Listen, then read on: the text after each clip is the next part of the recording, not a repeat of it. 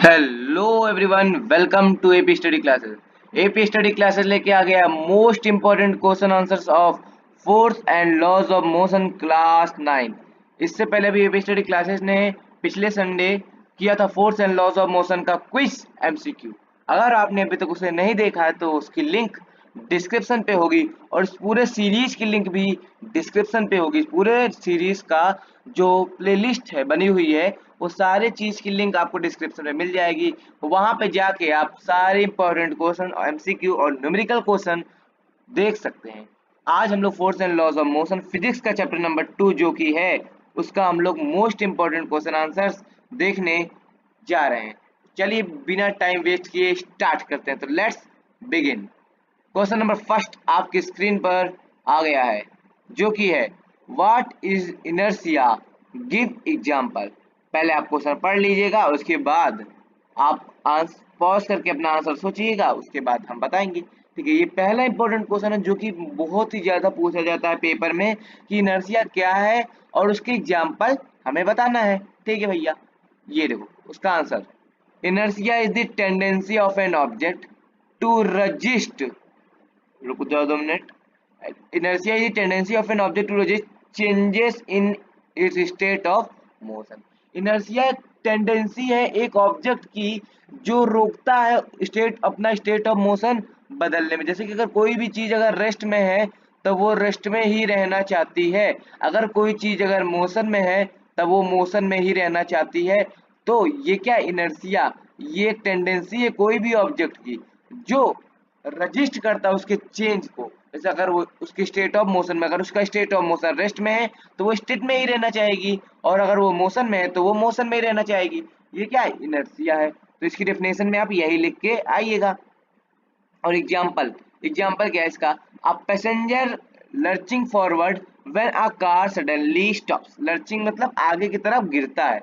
इसका एग्जांपल है कि अगर आप कभी कार में या बस में बैठे होगे तो आपने देखा होगा जैसे ही ड्राइवर ब्रेक मारता है, जैसे ही ड्राइवर ब्रेक मारता है आप आगे की तरफ गिर जाते हैं, आगे की तरफ झुक जाते हैं ना। किसकी वजह से, इनर्शिया की वजह से, क्योंकि आप चल रहे थे उस समय और आपकी बॉडी चलना ही चाहती थी। तो जैसे ब्रेक लगा, इनर्शिया ऑफ मोशन की वजह से आप आगे की तरफ गिर गए। ये आपने देखा होगा, ये प्रैक्टिकल एक एग्जाम्पल है सर। ठीक है, आओ बढ़ते हैं क्वेश्चन नंबर सेकंड पे। लेकिन उससे पहले अगर आपको force and laws of motion में न्यूमेरिकल बहुत बनते हैं, आप लोग जानते होंगे, और मैंने मोशन का भी न्यूमेरिकल बनते थे, मैंने उसका एक वीडियो बनाई थी 10 मोस्ट इंपॉर्टेंट क्वेश्चन जो कि मैं हमेशा करवाता हूँ। मैंने 10 मोस्ट इंपॉर्टेंट न्यूमेरिकल और लेवल वाइज मैंने न्यूमेरिकल सॉल्व करवाए थे। याद होगा जिसे, और नहीं याद होगा तो जाके देख लीजिएगा। ठीक है, मैंने लेवल वाइज में न्यूमेरिकल सॉल्व करवाए थे, जिससे सारा पूरा मोशन का चैप्टर 10 क्वेश्चन में पूरा मैंने निपटा दिया था, और सारे एक एक टॉपिक को मैंने उसमें कवर किया था। अगर आप force and laws of motion का भी न्यूमेरिकल वीडियो देखना चाहते हैं तो आप कमेंट्स में लिख दीजिएगा कि हाँ भैया force and laws of motion का भी न्यूमेरिकल वीडियो ला दीजिए। इसमें मैं क्वेश्चन आंसर में लाया हूँ न्यूमेरिकल, लेकिन बस 2-3 ठो लाया हूँ, तो उसका मैं अलग से एक वीडियो बना दूंगा लेवल वाइज। मैं जैसे पिछले में बनाया था वैसे force and laws of motion का भी न्यूमेरिकल क्वेश्चन ला दूंगा, जिसके बाद न्यूमेरिकल आपको एकदम आसान लगेगा force and laws of motion का। ठीक है, आओ बढ़ते हैं हम लोग क्वेश्चन नंबर सेकंड पे। क्या बोल रहा है question number second, differentiate between balanced and unbalanced forces, give example. मतलब हमें बैलेंस और अनबैलेंस फोर्स के बीच में डिफरेंशिएट करना है एग्जांपल के साथ। ठीक है, तो भैया क्या है इन लोग के डिफरेंस है, बैलेंस फोर्स और अनबैलेंस फोर्स को आओ देखते हैं। सबसे पहले फीचर इधर हम लोग देखेंगे, इधर बैलेंस फोर्स है, इधर अनबैलेंस फोर्स है। ठीक है, सबसे पहले डेफिनेशन की अगर बात करें तो force acting on an object that are equal in size and opposite in direction। मतलब बैलेंस फोर्स ऐसा फोर्स है, रुको तुमको मैं अच्छे समझाता हूँ। पहले डेफिनेशन पढ़ लो, forces acting on an object that are equal in size and opposite in direction, while unbalance force that are unequal in size or not opposite in direction. अब देखो, देखो सबसे पहले अगर बैलेंस फोर्स की बात करें, कौन से फोर्स की, बैलेंस्ड, दिख रहा है ना, ये ऐसा दिख रहा है। बैलेंस्ड फोर्स की अगर हम लोग बात करें तो मान लो ये कोई एक ऑब्जेक्ट है, ये कोई एक डब्बा है, ये ग्राउंड है, ठीक ग्राउंड है। आप यहाँ पर खड़े हो, आप यहाँ पे खड़े हो, और यहाँ मैं खड़ा हूँ। कौन खड़ा हूँ, मैं खड़ा हूँ।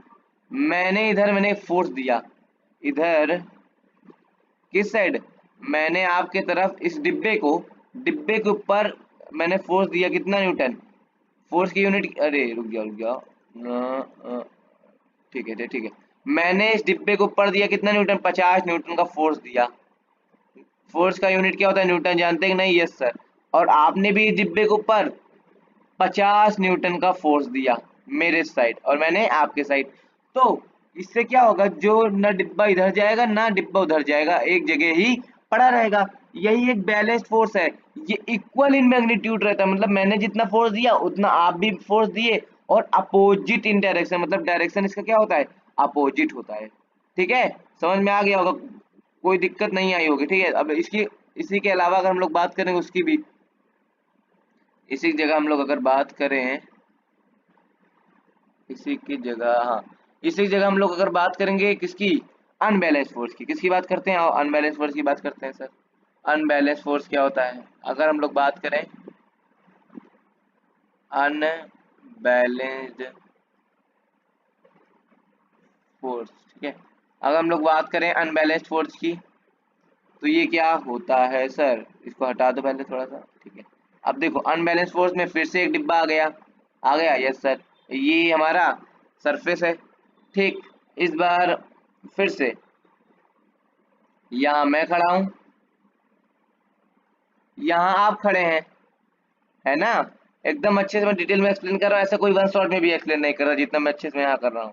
मैंने इधर फोर्स दिया 60 न्यूटन भैया, मैंने उधर से दिया था, आपने उधर दिया, मुझे गुस्सा लगी, ठीक है, या आपको मान लो गुस्सा लगी, आपने कहा सर इतना दे रहे हैं तो मैं 60 न्यूटन दूंगा, देखो अब, और मैं तो दे रहा हूँ 85 न्यूटन, मैं दे रहा हूँ 50 न्यूटन फोर्स।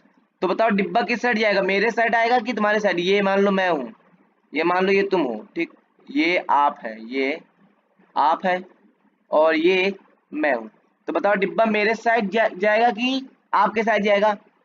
एकदम आसान सी बात है सर, मेरे साइड आएगा, क्योंकि आप ज्यादा फोर्स दे रहे हो, तो डिब्बा किस साइड जाएगा, मेरे साइड। तो यही अनबैलेंस फोर्स होता है, जब आप ज्यादा, एक आदमी ज्यादा फोर्स दे रहा हो और अपोजिट डायरेक्शन में दोनों फोर्स लगते हैं, तब उसे अनबैलेंस फोर्स करते हैं। इसमें मतलब मेरे तरफ कितने फोर्स से आएगा वो डिब्बा, 60 न्यूटन से नहीं, कितने न्यूटन से आएगा, डिफरेंस, मतलब मैं 50 दे रहा हूँ ना, 50 तो मैं कैंसिल कर दिया, 60 आप दे रहे हैं, तो मतलब 10 न्यूटन फोर्स से मेरे तरफ वो डिब्बा आएगा। फ्रिक्शन वगैरह मैं नहीं इसमें अप्लाई कर रहा हूँ, तो उसके हिसाब से 10 न्यूटन के हिसाब से मेरे ऊपर आएगा डिब्बा। ठीक है, force that are unequal size, मतलब इनका साइज अनइक्वल रहता है, नॉट अपोजिट इन डायरेक्शन, जरूरी नहीं कि वो डायरेक्शन में अपोजिट हो सकता है कि वो अनअपोजिट हो, मतलब अपोजिट ना हो। जैसे कि देखो एक और एग्जांपल देखो अपोजिट ना होने का, जैसे कि ये डिब्बा है, मैं यहाँ खड़ा ही नहीं हूँ, आप इधर फोर्स दे रहे हैं, ये 60 न्यूटन गया ना, 60 न्यूटन गया, यहाँ कोई था ही नहीं, तो मतलब डिब्बा उधर चला गया। जरूरी नहीं है कि ये अपोजिट रहे, ये एक तरफ भी हो सकता है, जरूरी नहीं है कि अपोजिट रहे। तो ठीक है, ये अनइक्वल रहता है साइज में, या तो अपोजिट नहीं रहता डायरेक्शन के, और हो भी सकता है कि डायरेक्शन के अपोजिट हो, लेकिन तब वो बैलेंस फोर्स कहलाएगा। मान लो इसमें इस वाले एग्जांपल में भी मैंने, अगर मान लो आप कहेंगे अपोजिट है, अपोजिट कैसे भैया, जब आपने 60 दिया मैंने 50 दिया, इसका मतलब मेरी तरफ खिसक गया ना, तो अपोजिट फोर्स तो मैं नहीं दे पा रहा हूँ टोटल, तो इसीलिए ये नॉट अपोजिट इन डायरेक्शन बोल सकते हैं इसे। ठीक है, दूसरा, मोशन पे इफेक्ट क्या करता है sir, effect on motion, no change in the object motion और स्टेट।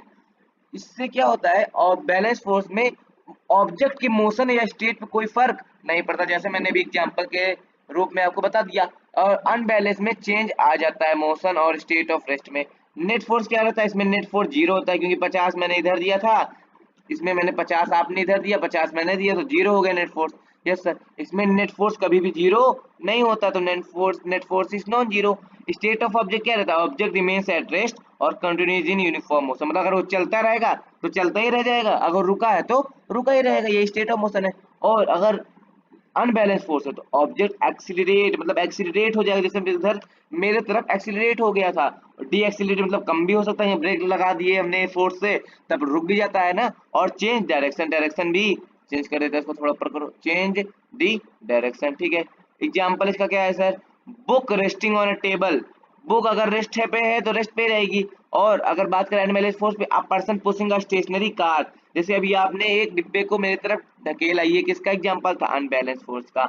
अगर दोनों तरफ वही सेम हुआ तो कोई दिक्कत नहीं है, वरना दिक्कत तो है। ठीक है, बड़े ये समझ आ गया एकदम अच्छे से, मैंने बैलेंस और अनबैलेंस फोर्स को इतने अच्छे से समझा दिया। ठीक है, अब बढ़ते हैं क्वेश्चन नंबर थर्ड पे। क्वेश्चन नंबर थर्ड बोला है, why does a goalkeeper lower his hands while catching a fast moving football। Football को गोलकीपर कहाँ कैच करता है यार, फुटबॉल थोड़ी ना रहेगा यहाँ पे। ये पीपीटी वाले यार क्या कर देते हैं, तो लिख दिए हैं कि फुटबॉल को कौन कैच, मान लो फुटबॉल सब लोग खेल रहे हैं भाई, हम लोग फुटबॉल को कैच खेलते हैं, ठीक है। हम लोग फुटबॉल से मान लो कैच खेलते हैं, ठीक।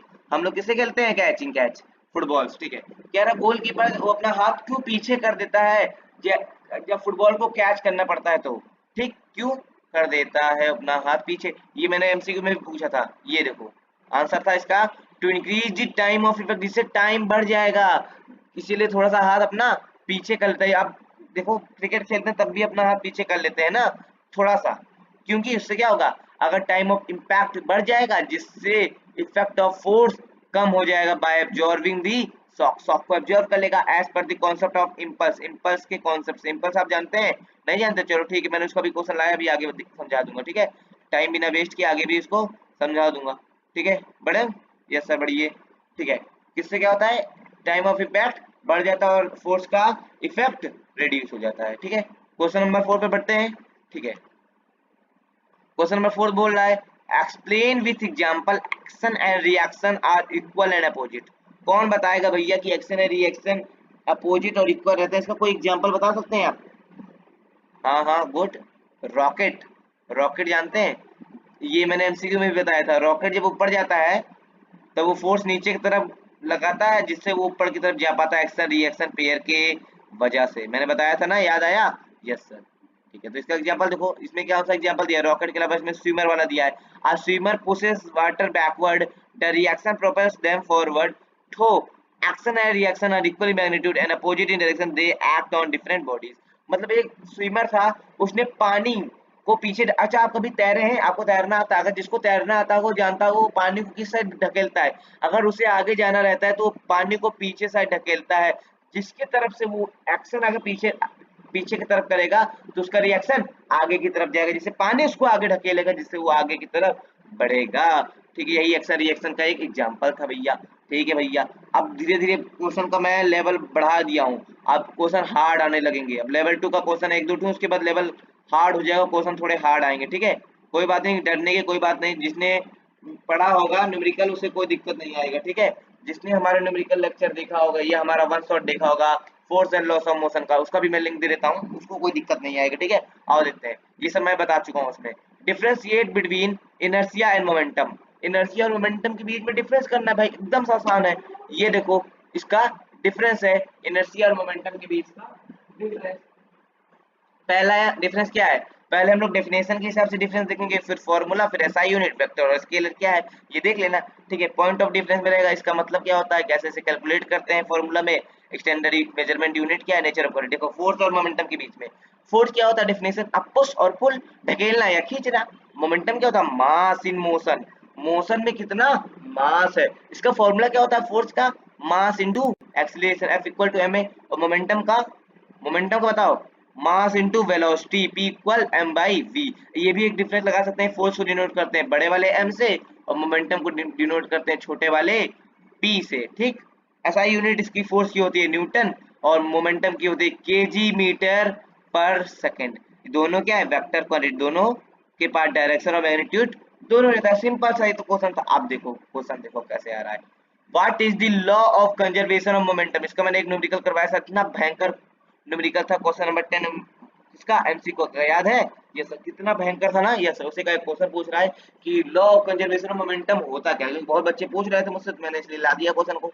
देखो क्या होता है, ये इंपॉर्टेंट भी है ऊपर से, ये इंपॉर्टेंट भी। तो क्या होता है, the total momentum of a system of object remains constant if no external force acts on the system. मतलब जो टोटल मोमेंटम एक कोई सिस्टम पे लगता है वो कांस्टेंट रहता है, क्या रहता है, कांस्टेंट रहता है, अगर कोई एक्सटर्नल फोर्स ऊपर उसके ऊपर नहीं लग रहा है, उसके ऊपर नहीं लग रहा है। अगर कोई एक्सटर्नल फोर्स नहीं लगता है तो उसका एक फॉर्मूला होता है m1u1 plus m2u2 equal m1v1 plus m2v2। मतलब मास जितना पहले था उसमें जो हमने इनिशियल वेलोसिटी लगाई प्लस मास जो था उसमें इनिशियल वेलोसिटी दूसरी लगाई, वो इक्वल रहेगा दोनों मास के velocity. m1u1 plus m2u2 equal m1v1 plus m2v2। इसका एक और फॉर्मूला है सिंपल सा, m1u1 equal to m2v2, m1u1 equal m2v2, ये भी आप कह सकते हैं, ठीक है, बट ये वाला ज्यादा अच्छा रहेगा, तो इसे दूसरा वाला ज्यादा कोई दिक्कत नहीं हो, तो छोटे क्वेश्चन के लिए आसान है, लेकिन ये वाला सही लगाइएगा, M1U1 प्लस M2U2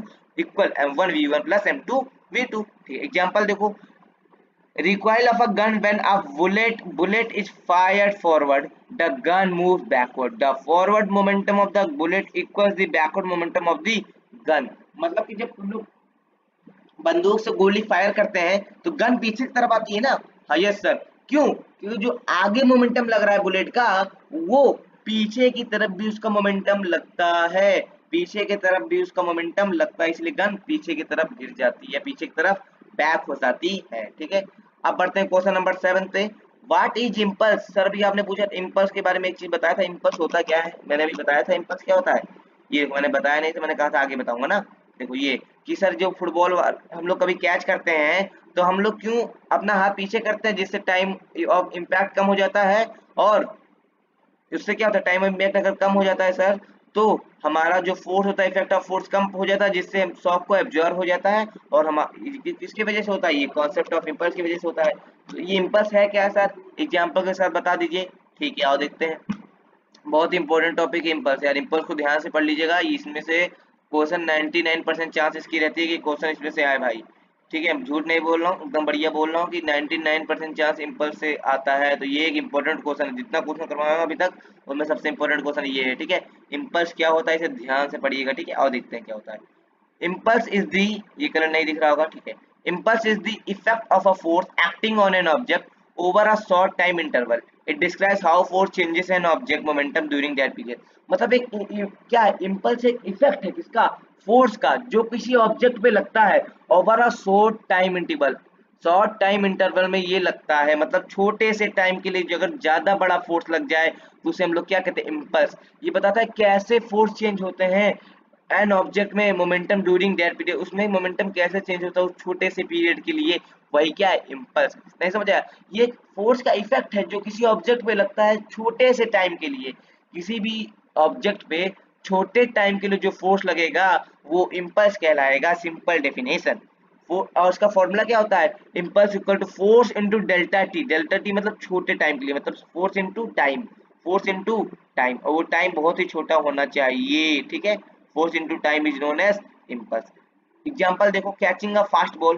पहला एग्जांपल है कि मतलब कि हम लोग बॉल को कभी कैच किए तो भैया पीछे कर लेते हैं हाथ, ये भैया खूब इम्पल्स का एग्जांपल है। दूसरा example, landing on a sand increases impact time reducing force compare to landing on hard concrete. भैया अच्छा कभी आप कूदते हो तो नीचे वो सैंड क्यों बिछा देते हो? आपने अगर कहीं देखे होंगे आप लोग ने लॉन्ग जंप वगैरह, तो आप लोग देखे होंगे वहां पे नीचे नीचे सैंड रहता है। क्यों सर भैया वहां सैंड रहता है, वहां पत्थर क्यों नहीं रहता? पत्थर रहा है भैया वहां पे, क्यों भैया पत्थर रहेगा तो हमें चोट लग जाएगी, क्योंकि उससे टाइम ऑफ इम्पैक्ट बढ़ेगा नहीं, बल्कि अगर वहां सैंड रहेगा तो सैंड में आप थोड़ा सा अंदर धस जाएंगे, जिससे टाइम ऑफ इम्पैक्ट थोड़ा कम पड़ जाएगा और आपको लगेगी नहीं, as compare to hard concrete, hard concrete cell या हार्ड कॉन्क्रीट स्टोन। ठीक है, आओ बढ़ते हैं, क्वेश्चन नंबर 9 पे। Why do rockets work off the on the principle of conservation of momentum? Rocket क्यों कंजर्वेशन ऑफ मोमेंटम पे क्यों वर्क और कैसे वर्क करता है सर? कंजर्वेशन ऑफ मोमेंटम पे बोला है ना, कि पूछा है वो न्यूटन की थर्ड लॉ पे, तो कंजर्वेशन ऑफ मोमेंटम के हिसाब से आंसर देंगे। ठीक है, अब देखो, इन स्पेस और even during launch the rocket and the gases expelled by it form a closed system. When the rocket ejects gases at the high speed in one direction, it gains momentum. It gains momentum in the opposite direction to conserve the total momentum of the system. This is the real application of Newton's third law. To every action has an equal and opposite reaction. ठीक है, Newton का third law हो चाहे conservation of momentum हो, दोनों में answer यही आप लिखेंगे। ये मेरी एक राय है। ठीक, क्या बोल रहा है, स्पेस में या लॉन्च करते समय जो रॉकेट होता है, जैसे रॉकेट कैसे रहता है भाई, जैसे ये एक हमारा सरफेस रहती है, रॉकेट हमारा मान लो ये हमारा रॉकेट है, ठीक है, ये सरफेस से पूरा टच रहता है ना, ये हमारा पूरा सरफेस से टच रहता है, और जब ये गैस नीचे तरफ प्रोवाइड करता है, जब ये देखो दूसरे कलर से दिखा रहा हूँ, देखो जब ये नीचे गैस देता है, यहाँ पे मान लो, यहाँ पे नीचे उसने क्या किया, गैस दिया, पूरा नीचे तरफ गैस फेंका और नीचे कुछ जगह है ही नहीं, ठीक है, क्लोज सिस्टम है पूरा नीचे। When the rocket ejects gases at high speed पे उसने क्या किया, गैस को इजेक्ट किया, गैस को हाई स्पीड पे उसने क्या किया, गैस एट हाई स्पीड को उसने इजेक्ट किया किस डायरेक्शन में, उससे मोमेंटम मिलेगा क्योंकि नीचे कुछ जगह है ही नहीं, no space, in the opposite direction. तो अगर वो नीचे अगर वो गैस इजेक्ट करेगा तो उसे ऊपर मोमेंटम मिलेगा ना, इक्वल एंड अपोजिट रिएक्शन की वजह से। तो conserve the total momentum of this system, this is real life application of Newton third law, to every action has equal and opposite reaction. ये एक रियल लाइफ एग्जांपल भी है Newton के third law का कि सारे एक्शन के पास एक इक्वल और अपोजिट रिएक्शन होता है। यही आपको सिंपल सा लिख के आना था, इसमें कोई भी दिक्कत नहीं आनी चाहिए थी आप लोग को। ठीक है, अब बढ़ते हैं हम लोग क्वेश्चन नंबर 9 पे। अब एक न्यूमेरिकल क्वेश्चन आ गया आपके सामने, इसको ध्यान से पढ़िएगा और ध्यान से हम लोग मिलके सॉल्व करेंगे। ठीक है, पहले आपको मैं थोड़ा टाइम दूंगा, अगर आप लोग कर सकते हैं तो अच्छी बात है, वरना मैं करवाऊंगा। A car of mass 1000 kg, दो न्यूमेरिकल आपको करवा रहा हूं मैं, उसके बाद अगर आपको न्यूमेरिकल सेशन अलग से रखूंगा उसमें खूब न्यूमेरिकल करवाऊंगा। ठीक है, a car of mass 1000 kg is moving with a velocity of 20 meter per second. Calculate the force required to stop the car in 5 second. हमें क्या क्या दिया है, इसे ध्यान से लिखना है। ठीक है, हमें दिया है, ठीक है, मैंने बताया था आपको कैसे सॉल्व किया जाता है क्वेश्चन को। देखो, क्वेश्चन सॉल्व करने के लिए पहले आपको लिखना पड़ता है गिवन, मैंने बताया था ना, कितनी बार बता चुका हूँ, बहुत बार बता चुके हैं सर। गिवन, ठीक है, गिवन हम लोग सबसे पहले लिखेंगे। क्या क्या दिया है, मैं देखो क्या क्या दिया है। मास दिया है कार का 1000 kg, मास दिया है कार का 1000 kg, तो हमें यम दिया है 1000 kg, 1000 kg, ठीक है, 1000 kg हमें क्या दिया है, mass of the car, moving with a velocity of 20 metre per second, मतलब यू मतलब इनिशियल दिया है ना 20 मीटर पर सेकेंड की स्पीड से वो वेलोसिटी से चल रहा है sir. Yes sir. Calculate the force required to stop the car, मतलब कार को स्टॉप करना है, मतलब कि फाइनल वेलोसिटी क्या करनी है, 0 मीटर पर सेकंड करनी है। ठीक है सर, हमें क्या फाइंड करने के लिए बोला था अभी, कैलकुलेट द फोर्स, फोर्स निकालना है तो to stop the car in 5 second, मतलब टाइम भी हमें दे दिया है, इतनी सारी चीज हमें दे दी है, टाइम भी हमें दे दिया है 5 सेकंड। ठीक है, और बोल रहा है calculate the force to require to stop the car in 5 second. तो हमें m दिया था 1000, m कितना दिया हमें, m हमें दिया 1000 kg, u दिया है 20 मीटर पर सेकंड, वेलोसिटी दिया है, फाइनल वेलोसिटी दिया है 0 मीटर पर सेकंड, टाइम दिया है 5 सेकंड, हमें फोर्स निकालना है। आपको मैं 1 मिनट का समय देता हूँ, जल्दी से क्वेश्चन लिख के कमेंट्स में, या हमें आंसर जल्दी से हमें लिख के दे दो। ठीक है, मैं आपको टाइम देता हूँ, जल्दी से 1 मिनट आपका शुरू हो गया, 40 सेकंड बचे हैं, तो मैं 40 सेकंड का टाइम दूंगा, समझे, मैं टाइम नहीं वेस्ट करता भाई, जल्दी से यहाँ पे 40 सेकंड का टाइम शुरू हो गया आपका। ठीक है, आप मान लीजिए 30 सेकंड, 30 सेकंड का टाइम दे रहा हूँ, जल्दी से सॉल्व करिए। अगर आप लोग बाद में देख रहे हैं तो पॉज करके आराम से करिए, टाइम मैं आपको दे दिया हूँ। फॉर्मूला लगाइए, जो लगाना है लगाइए। ये देखिएगा, आपको क्वेश्चन भी दिखा देता हूँ कितने में। ये रहा आपका क्वेश्चन, देख लो, क्वेश्चन भी पढ़ लो जिसको पढ़ना है। A car of mass 1000 kg is moving with velocity 20 meter per second. Calculate the force required to stop the car in 5 second. ठीक है, ये क्वेश्चन है, जल्दी से अपना आंसर सॉल्व करिए, टाइम खत्म होने वाला है। बहुत बढ़िया, जल्दी से सॉल्व करो क्वेश्चन को, जल्दी, थोड़ा सा समय और दे रहा हूँ, जल्दी जल्दी। Good good, very good, answer आने लगे हैं, आंसर आने लगे हैं, बहुत ही बढ़िया। ठीक है, देखो बहुत बच्चे गलत आंसर दे रहे हैं, बहुत बच्चे सही आंसर दे रहे हैं। देखो हमें मास दिया था, वेलोसिटी दिया था, इनिशियल पॉइंट दिया था, टाइम दिया था, फाइनल वेलोसिटी निकालनी थी, फॉर्मूला भैया बस पुट करना था और क्या करना था, याद है। देखो एकदम आसान सा सवाल था, कैसे सॉल्व करोगे। देखो हमें क्या निकालना, फोर्स, तो फोर्स का फॉर्मूला लिखो, फोर्स, अरे यार ये क्या करिए, फोर्स का फॉर्मूला लिखो। फोर्स का फॉर्मूला क्या होता है, F equal to mass into acceleration. Yes sir, हमें मास दिया क्या, हाँ सर हमें मास दिया है, एक्सीलरेशन हमें निकालना पड़ेगा सर। उससे पहले एक्सीलरेशन का फॉर्मूला क्या होता है, ए इक्वल टू, पढ़े थे आप लोग पहले चैप्टर में, v minus you divided by T. ठीक है, acceleration, final velocity 0, initial velocity 20 और टाइम 5 सेकंड, तो 0 माइनस 20/5, तो ये हो जाएगा -20/5, मतलब हमारा एक्सीलरेशन आ जाएगा -4 मीटर पर सेकंड। माइनस में क्यों सर, क्योंकि वो रुक रही है कार, तो एक्सीलरेशन रिटार्डेशन वाली एक्सीलरेशन, मतलब नेगेटिव एक्सीलरेशन लगेगी, तो एक्सीलरेशन हमारा आ गया -4 मीटर पर सेकंड। ठीक है, इसमें कोई दिक्कत आपको नहीं आई होगी ना, यस सर, कोई भी दिक्कत हमें नहीं आई है। अब देखो एक्सीलरेशन आ गया, तो आपको तो कुछ करना ही नहीं, F equal to M A लगाओ, मास इंटू एक्सीलरेशन लगाओ भाई। मास था 1000, एक्सीलरेशन -4, 1000 इंटू -4, मतलब हमें यहाँ पे मैं कर देता हूँ, एफ इक्वल टू आ गया कितना, -4000 न्यूटन। हमें -4000 न्यूटन का हमें क्या लगाना पड़ेगा, फोर्स अप्लाई करना पड़ेगा, तब जाके वो कार रुक पाएगी। ठीक है, 1000 kg की कार थी, तो उसे अगर रोकना है तो हमें 4000 kg का, ओ सॉरी 4000 न्यूटन का फोर्स लगाना पड़ेगा। नेगेटिव मीन्स अपोजिट डायरेक्शन में, अपोजिट डायरेक्शन में 4000 न्यूटन का फोर्स लगाना पड़ेगा। यस सर, ठीक है, बढ़े हम लोग। यस सर, लास्ट क्वेश्चन आज का। अब हम लोग बढ़ते हैं क्वेश्चन नंबर लास्ट पे, क्वेश्चन नंबर 10। ठीक है, क्या दिया है इसमें, a truck of mass 2000 kg is moving with a velocity 50 metre per second. मैंने देखो पहले अंडरलाइन कर दिया था भाई, जो जो सही था। ठीक है, कैलकुलेट्स इट्स मोमेंटम, मोमेंटम इसकी निकालना था। फोर्स दिया था हमें 5000 न्यूटन, और कितना टाइम लगेगा इसे रोकने के लिए। हमें इसमें दो चीज पूछा है, मोमेंटम और कितना टाइम लगेगा। ठीक है, तो सबसे पहले हम लोग क्या लिखेंगे, गिवन लिखेंगे भैया। भैया सबसे पहले क्या लिखते हैं, गिवन लिखते हैं, तो आओ गिवन लिखते हैं। गिवन मास कितना दिया है ट्रक का, 1000 kg, नहीं 2000 kg भाई, 1000 kg का तो हमारी कार थी, तो हमारे ट्रक कितने kg का है, 2000 kg। ठीक है, वेलोसिटी दिया है 15 मीटर पर सेकंड, वेलोसिटी दिया है 15 मीटर पर सेकंड। अगर उसको रोकना है तभी, इसीलिए इसका मतलब ये इनिशियल वेलोसिटी हमें दिया है, क्योंकि उसे रोकना भी तो है। तो ये सब, तो ये initial velocity 15 metre per second, और फाइनल वेलोसिटी हो गई 0 मीटर पर सेकंड, क्योंकि उसे रुकना है लास्ट में ना, ये पूछा है ना यहाँ पे। How long it will take to stop the truck, मतलब initial velocity 15 metre per second, final velocity 0 metre per second. Momentum निकालना है, फोर्स 5000 न्यूटन दिया है, फोर्स दिया है हमें 5000 न्यूटन। ठीक है, पहले मोमेंटम निकालना है, तो मोमेंटम का formula P equal mass into velocity. Mass होता है 2000, मल्टीप्लाई कर दो वेलोसिटी से। वेलोसिटी हम लोग सर कौन से लें सर, v की 0।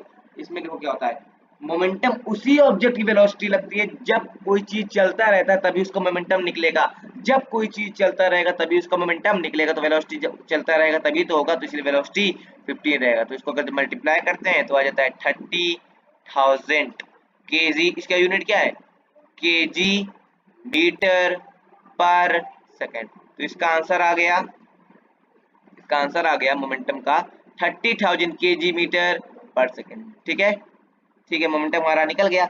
और क्या पूछा है सर, मोमेंटम हमारा निकल गया। अगर फोर्स 5000 न्यूटन है, अप्लाई अगर कर रहे हैं, तो कितना टाइम लगेगा कि ट्रक रुक जाए, तो टाइम हमसे पूछा है, टाइम हमसे पूछा है। तो time initial velocity final velocity दिया, तो कुछ आपको रिलेशन में याद आ रहा है, yes sir, final velocity u और एक्सीलरेशन और time v equal u plus at याद आ रहा है सर। सर लिखे सर इसमें एक्सीलरेशन नहीं है हमारे पास, हाँ ठीक है कोई बात नहीं, एक्सीलरेशन लोग निकाल लेंगे। कैसे सर, फोर्स दिया है, मास दिया, एक्सीलरेशन नहीं निकाल पाओगे एफ इक्वल एम ए से। ठीक है, तो एफ इक्वल एम ए वाला फॉर्मूला, इसे ब्रैकेट में बंद कर दो, F equal to M A वाला फॉर्मूला लगा के हम लोग एक्सीलरेशन भी निकाल सकते हैं। फोर्स कितना दिया है हमें 5000, इसको अगर डिवाइड करें मास है तो एक्सीलरेशन आ जाएगा। यस सर, मास हमें कितना दिया है 2000। यस सर, इसको अगर हम लोग डिवाइड करेंगे तो हमारा एक्सीलरेशन आ जाएगा। तीनों जीरो से तीनों जीरो कट गया, 5/2, तो हमारा एक्सीलरेशन आ गया 5/2 मीटर पर सेकंड स्क्वायर। ये हमारा एक्सीलरेशन आ गया भैया। यस सर, तो अब देखो एक्सीलरेशन आ गया, तो अब हमें टाइम लगाना है, तो v equal you plus eighty से हम टाइम अपना निकाल सकते हैं। तो v equal you plus eighty है ना, v final velocity 0, initial velocity 15, acceleration आया हमारा 5/2, है ना, यही है ना 5/2। यस सर, टाइम हमें तो निकालना है। यस सर, ये इधर 0 है, उधर जाएगा तो मल्टीप्लाई में हो जाएगा, मतलब माइनस में हो जाएगा, -15 मल्टीप्लाई बाई 2 डिवाइड बाई 5, क्योंकि इधर यहाँ उधर जाकर डिवाइड में हो जाता है ना, रेसिप्रोकल हो जाता है। ये आप पढ़े ही नहीं मैथ में, यस सर पढ़े। ठीक है, तो ये 5 3 15 कट गया, तो -3 इंटू 2 -6 सेकंड, मतलब टाइम कितना लगेगा, -2 सेकंड लिए नहीं जाता, तो 6 सेकंड में वो जो हमारी कार रहेगी वो रुक जाएगी, वो जो कार रहेगी वो रुक जाएगी। कितने सेकंड में, 6 सेकंड, माइनस क्योंकि सेकंड तो नेगेटिव होता नहीं टाइम, तो इसलिए सिर्फ 6 सेकंड में हमारी कार रुक जाएगी। तो इसका टाइम कितना आ गया, 6 सेकंड, 6 सेकंड। ठीक है, एकदम सही किया हूँ। देख लो हमने क्या क्या किया, एक बार समझा देता हूँ एक बार और फिर से, थोड़ा सा बड़ा क्वेश्चन था इसलिए दिक्कत आ सकती है। देखो हमें मास दिया था, इनिशियल वेलोसिटी दी थी, फाइनल वेलोसिटी दी थी, और फोर्स भी दिया था, टाइम निकालना था, मोमेंटम निकालना था। मोमेंटम तो आसानी से निकल गया, मास और वेलोसिटी मल्टीप्लाई किए 30,000 kg मीटर पर सेकंड आ गया, ये हमारा आंसर हो गया था। फिर हमें निकालना था टाइम, टाइम निकलता है v equal you plus A T से, पर ए हमारे पास था नहीं तो हमने F इक्वल एम ए वाला फॉर्मूला लगाया, हमने फोर्स पुट किया 5000, मास पुट किया 2000, हमारा acceleration 5/2 metre per second square आ गया। उसके बाद v equal you plus A T वाला फॉर्मूला लगाए, v की वैल्यू 0 पुट की, u की वैल्यू 15 पुट की, a की वैल्यू 5/2, टाइम मल्टीप्लाई किए तो हमारा टाइम भी आ गया 6 सेकंड। इसमें कोई भी दिक्कत नहीं आई होगी, तो हमारा ये 10वां क्वेश्चन भी हो गया, 10वां क्वेश्चन भी हो गया और एकदम बढ़िया से हो गया। हमारे 10 के 10 सवाल बहुत ही अच्छे तरीके से हो गए। तो ठीक है, बहुत बहुत धन्यवाद, बहुत ही अच्छा आपने काम किया। आप अंत तक अगर जुड़े रहे तो आपने बहुत ही अच्छा काम किया। हमारे साथ बने रहने के लिए बहुत बहुत धन्यवाद। एपी स्टडी क्लासेस आपका बहुत बहुत धन्यवाद करता है। इसके बाद हम force and laws of motion का न्यूमेरिकल क्वेश्चन लेके आएगा एपी स्टडी क्लासेस, तो एपी स्टडी क्लासेस से बने रहें। ठीक है, मिलते हैं अब अगली वीडियो में। धन्यवाद, बाय बाय।